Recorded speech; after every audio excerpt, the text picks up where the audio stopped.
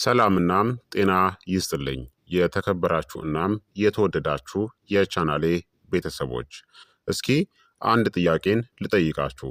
ምግቦችን አንድ ላይ አዋሃዳችሁ የምትመገቡት ስለሚጥማችሁ ብቻ ነው ወይስ ደግሞ ለጤና ጥቅማችሁ ብላችሁ አስባችሁ? እስቲ ልምዳችሁን በኮመንት ላይ አስፍሩልኝ።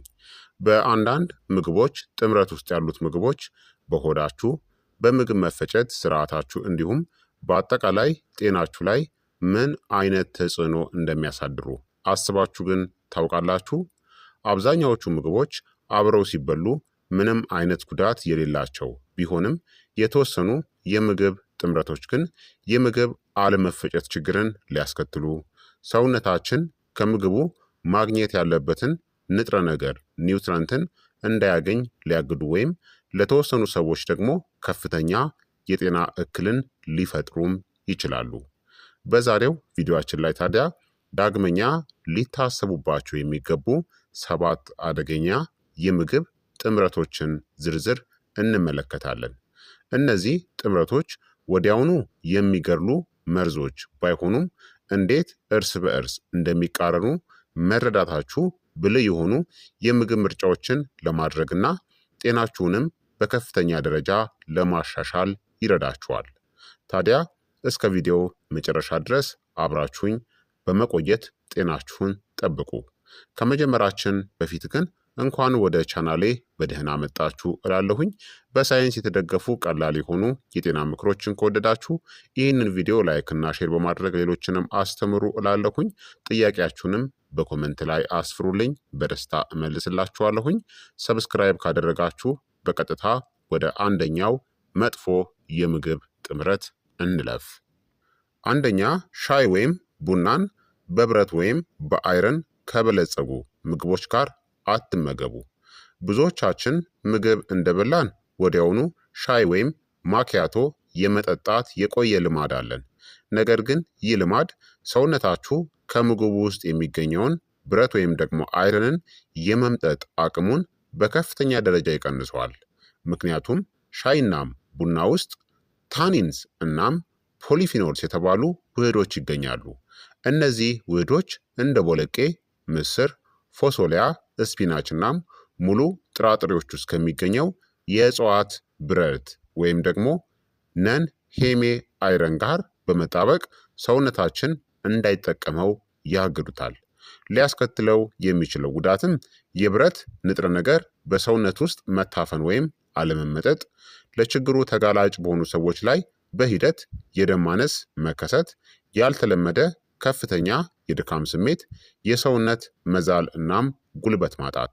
የተሻለው ምርጫ ደግሞ ምግብን ከተመገባችሁ በኋላ ሻይ ወይም ቡናን ለመጠጣት ቢያንስ ከ1 እስከ 2 ሰዓታት ጠብቁ። በተለይም የደም ማነስ ችግር ያለባቸው ሰዎች ለዚህ ጥንቃቄ ማድረግ ያስፈልጋል። ሁለተኛ፣ የአልኮል መጠጦችናም ጣፋጭ ለስላሳዎች ናቸው። የአልኮል መጠጦችን ከጣፋጭ ለስላሳዎች፣ ከኃይል ሰጪ መጠጦች ወይም ከጁስ ጋር ቀላቅሎ መጠጣት ከፍተኛ የጤና አደጋን ይጋብዛል። ምክንያቱም በለስላሳዎቹ ውስጥ ያለው ከፍተኛ ስኳር የአልኮሉን መራራነት ስለሚደብቀው ብዙ እንድንጠጣ ያበረታታል። በተጨማሪም በአንዳንድ መጠጦች ውስጥ ያለው ካፌን ሰውነታችን ምን ያክል እንደሰከረ የሚያውቅበትን ተፈጥሯዊ ስሜትን ያደነዝዘዋል። ሊያስከትለው የሚችለው ጉዳትም ከፍተኛ የሰውነት ድርቀት፣ የእውቀትናም የውሳኔ አሰጣጥ ብቃት መጓደል፣ ቁጥጥር ያልተደረገበት ከፍተኛ የአልኮል ፍጆታ፣ ከመጠን በላይ የሆነ የካሎሪ ክምችትናም የቦርጭ መፈጠር። የተሻለው ምርጫ ታዲያ በአልኮል መጠጦች መካከል ንጹህ ውሃን ጠጡ። እንዲሁም የአልኮል መጠጡን ከጣፋጭ ነገሮች ጋር ከመቀላቀል ተቆጠቡ። ሶስተኛ፣ ግሬፕ ፍሩትና የተወሰኑ መድኃኒቶችን አንድ ላይ መውሰድ ነው። ይህ በምግብናም በመድኃኒት መካከል ከሚደረጉ መስተጋብሮች ውስጥ እጅግ በጣም ጥንቃቄ ሊደረግበት የሚገባውናም ዋነኛው ነው። ምክንያቱም ግሬፕ ፍሩት የምንለው የሲትረስ ፍሩት ፍራፍሬ የሆነው ዝርያ መድኃኒቶችን በሰውነታችን ውስጥ ሰባብረው የሚያደቁትንና እንዲወገዱ የሚያደርጉትን ኢንዛይሞችን ስራን ያግዳል ወይም ያዘገየዋል። ሊያስከትለው የሚችለው ጉዳትም መድኃኒቱ በደም ውስጥ ሳይሰበር ረጅም ጊዜ ስለሚቆይ የመድኃኒቱ መጠን ከመጠን በላይ እንዲጨምር ያደርጋል። ይህ ደግሞ ለመድኃኒቱ የጎንዮሽ ጉዳትናም ለመርዛማነትም በከፍተኛ ሁኔታ ያጋልጣል። የተሻለው ምርጫ ማንኛውንም በሐኪም የታዘዘ መድኃኒት በተለይም የደም ግፊት፣ የኮሌስትሮል ወይም የጭንቀት መድኃኒቶችን የምትወስዱ ከሆነ ግሬፕ ፍሩትን መመገብ እንዳለባችሁና እንደሌለባችሁ ሐኪማችሁን ወይም ፋርማሲስቱን መጠየቅ ያስፈልጋል። አራተኛ ቦለቄ ወይም ጥራጥሬዎችን ከከፍተኛ መጠን ያለው አይብ ወይም ስባማ ስጋ ጋር አትመገቡ። ቦለቄ እናም መሰል ጥራጥሬዎች ለጤና እጅግ በጣም ጠቃሚ ናቸው። ነገር ግን በጣም ከፍተኛ ስብ ካላቸው ምግቦች ጋር በአንድ ላይ ስትመገቡ ለሆድ ወይም ለጨጓራችን በጣም ከባድ ይሆናሉ። ምክንያቱም ጥራጥሬዎች በፋይበር የበለጸጉ በመሆናቸው ለመፈጨት ጊዜን ይወስዳሉ። በሌላ በኩል ደግሞ የስብ መጠን ያላቸው ምግቦች የሆድ ዕቃ በፍጥነት ባዶ እንዳይሆንናም ምግቡ እዛው እንዲቆይ ያደርጋሉ። ሊያስከትለው የሚችለው ጉዳትም የሆድ መነፋት፣ ከፍተኛ የጋዝ መፈጠር፣ የመክበድናም ከመጠን በላይ የመጥገብ ስሜትና ለስሜታዊ ጨጓራ ያላቸው ሰዎች የምግብ አለመፈጨት ስቃይን ያስከትላል። የተሻለው ምርጫ ታዲያ ጥራጥሬዎችን ከአትክልቶች፣ ከስብ ነፃ ከሆኑ ፕሮቲኖችናም መጠነኛ ጤናማ ቅባቶች እንደ አቮካዶ ጋር አዋሃዳችሁ ተመገቡ። አምስተኛ ከከባድ ምግብ በኋላ ወዲያውኑ ፍራፍሬን መመገብ ነው። ፍራፍሬዎች ለጤና ተስማሚናም ድንቅ ምግቦች ናቸው። ነገር ግን የምትበሉበት ሰዓት ለሆዳችን ምቾት ወሳኝ ሚናን ይጫወታል። ምክንያቱም ከባድናም ሰፊ ምግብን ከተመገባችሁ በኋላ የምግብ መፈጨት ሂደቱ አስቀድሞ ስለሚዘገይ ፍራፍሬዎችን በላዩ ላይ መጨመር ሆዳችሁ ይበልጥ እንዲወጠር ያደርገዋል።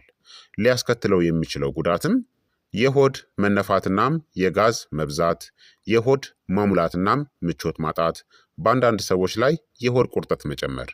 የተሻለው ምርጫ ፍራፍሬዎችን እንደ መክሰስ ለብቻቸው መመገብ ወይም ከቀላል ምግቦች ጋር አብሮ መውሰድ ለምግብ መፈጨት ስርዓታችሁ እጅግ ተስማሚ ነው። ስድስተኛ ጨዋማ ምግቦችና ጣፋጭ መጠጦችን አንድ ላይ አትውሰዱ። በፈጣን ምግቦች ፋስት ፉድ በምንላቸው መሸጫዎች ላይ ጨዋማ የሆኑ ምግቦችን እንደ ቺፕስና በርገር ከጣፋጭ ለስላሳዎች ጋር በአንድ ላይ ማቅረብ የተለመደ የንግድ ስልት ነው። ምክንያቱም ጨው በሰውነታችን ውስጥ የውሃ ጥማትን በከፍተኛ ሁኔታ ይጨምረዋል። ይህ ጥማት ደግሞ ጣፋጭ መጠጦችን በብዛት እንድንጠጣ ያደርገናል። በዚህም ሳናውቀው ከፍተኛ የካሎሪ ክምችት ውስጥ እንገባለን። ሊያስከትለው የሚችለው ጉዳትም ያለ አግባብ ከፍተኛ ካሎሪን መውሰድ፣ የደም ስኳር መጠን በድንገት ከፍ ማለት፣ የሶዲየም ወይም የጨው መጠን በሰውነት ውስጥ መብዛት፣ በሂደት ደግሞ ለክብደት መጨመር ወይም ለውፍረትን ያጋልጣል። የተሻለው ምርጫ ታዲያ ጨዋማ ምግቦችን በምትመገቡበት ጊዜ ምርጫችሁ ንጹህ ውሃ፣ ጋዝ ያለው ውሃ ወይም ስፓርክሊንግ ወተር የምንለው ወይም ንጹህ ምንም ስኳር የሌላቸው መጠጦችን ምረጡ። ሰባተኛ ከፍተኛ ሶዲየም ያላቸው የተቀነባበሩ ምግቦችና አልኮልን አንድ ላይ አትውሰዱ። የተቀነባበሩ ስጋዎች እንደ ሶሴጅ፣ ከፍተኛ ሶዲየም ያላቸው እንደ ቺፕሶችና ሌሎች ጨዋማ መክሰስ ምግቦች ከአልኮል ጋር በብዛት ይቀርባሉ። ምክንያቱም አልኮልም ሆነ ከፍተኛ የጨው ወይም የሶዲየም ይዘት ያላቸው ምግቦች ሁለቱም የሰውነትን ውሃ የመምጠጥ አቅምን በማዳከም ለከፍተኛ ድርቀት ይዳርጋሉ። ሊያስከትሉት የሚችለው ጉዳትም ከፍተኛ የሆነ የጥማት ስሜት፣ ራስ ምታት፣ በማግስቱ ጠዋት የሚፈጠር ከፍተኛ የድካምናም የመድረቅ ስሜት በተለምዶ ሃንግ ኦቨር የምንለው። ይህ ልማድ ከቀጠለ ደግሞ ለደም ግፊት መጋለጥንም ያስከትላል። የተሻለው ምርጫ ታዲያ አልኮል በሚጠጣበት ጊዜ ውሃውን ማዘውተር፣ ትኩስ አትክልቶችን እናም የተመጣጠኑ ምግቦችን አብሮ መመገብ ይመረጣል። በተለይ አልኮልን በምትጠጡበት ጊዜ መሃል መሃል ላይ ውሃን ጠጡ። ታዲያ እርስ በርስ የሚደጋገፉ ደግሞ ምርጥ የምግብ ጥምረቶችን ደግሞ ልንገራችሁ። ሁሉም የምግብ ጥምረቶች መጥፎ አይደሉም። አንዳንዶቹ ምግቦች ደግሞ አብረው ሲሆኑ ጥቅማቸው እጥፍ ድርብ ይሆናል። ለምሳሌ ቲማቲም እናም የወይራ ዘይት። በቲማቲም ውስጥ የሚገኘው ላይኮፔን የተባለው ጸረ ካንሰር ውህድ በዘይት አማካኝነት በሰውነታችን ውስጥ በተሻለ ሁኔታ ይመጠጣል። እንዲሁም እርጎ እናም እንጆሪ የቤሪ ፍሬዎች ድንቅ የፕሮቲን እናም የአንቲኦክሲዳንቶች ጥምረት ነው። ሳልመን አሳ እናም አረንጓዴ ቅጠላ ቅጠሎች በአሳ ውስጥ ያለው ጤናማ ቅባት ኦሜጋ ስሪ በአትክልቱ ውስጥ ያሉትን ቫይታሚኖች ሰውነታችን እንዲመጣቸው ይረዳል። ቦለቄ እናም ቡናማ ሩዝ አንድ ላይ ሙሉ እናም የተሟላ የእጽዋት ፕሮቲንን ይሰጡናል። ቃሪያ እናም ስፒናችን አንድ ላይ በቃሪያ ውስጥ ያለው ቫይታሚን ሲ በስፒናች ውስጥ ያለውን ብረት ወይም ደግሞ አይረን ሰውነት በቀላሉ እንዲመጥ ይረዳዋል። እነዚህ ጥምረቶች ድንቅ ጥምረቶች ናቸው። ታዲያ ሁልጊዜ እነዚህ ነጥቦችን አስታውሱ። አንደኛ፣ አብዛኛዎቹ የምግብ ጥምረቶች ለጤናማ ሰው ምንም አይነት ጉዳት ብዙ ጊዜ የላቸውም። ሁለተኛ ደግሞ የእያንዳንዱ ሰው የሰውነት ተፈጥሮ እናም ተስማሚነት ይለያያል። ሶስተኛ፣ የመድኃኒት እናም የምግብ እንደ ግሬፕ ፍሩት ያሉ መስተጋብሮችን ማወቅ ግን በጣም አስፈላጊ ነው። አራተኛ፣ ዋናው ቁልፉ ነገር የተመጣጠነ ምግብን መመገብ፣ በመጠኑ ማድረግናም የሰውነታችሁን ምላሽ ደግሞ ማዳመጥ ያስፈልጋል። በአጠቃላይ ጤናማ አመጋገብ ማለት የተመጣጠነ ምግብን መምረጥ ብቻ ሳይሆን ምግቦችና መድኃኒቶች በሰውነታችን ውስጥ እንዴት አብረው እንደሚሰሩም ጭምር መረዳት ነው። ጥቂት ቀላል ማስተካከያዎችን በማድረግ የምግብ መፈጨታችሁን ማሻሻል፣ የንጥረ ነገሮችን ጥቅም ማሳደግና ሙሉ ጤንነታችሁን ማረጋገጥ ትችላላችሁ ማለት ነው። የዛሬው የጤና ትምህርት ታዲያ ይህንን ይመስል ነበረ። የዛሬው ድንቅ ቪዲዮ ጠቃሚ ሆኖ ካገኛችሁትና ከተማራችሁበት ላይክ ማድረጋችሁን፣ ለሌሎች እንዲደርስ ሼር ማድረጋችሁንናም ለወደፊቱ መሰል ሳይንሳዊ የጤና መረጃዎች እንዲደርሷችሁ ቻናላችንን ሰብስክራይብ በማድረግ የደወል ምልክቷን መጫን እንዳትረሱ። ስለተከታተላችሁኝ ከልብ አመሰግናለሁኝ። በሚቀጥለው ቪዲዮ እስከምንገናኝ ድረስ ቸር ሰንብቱ። ጤና ይስጥልኝ።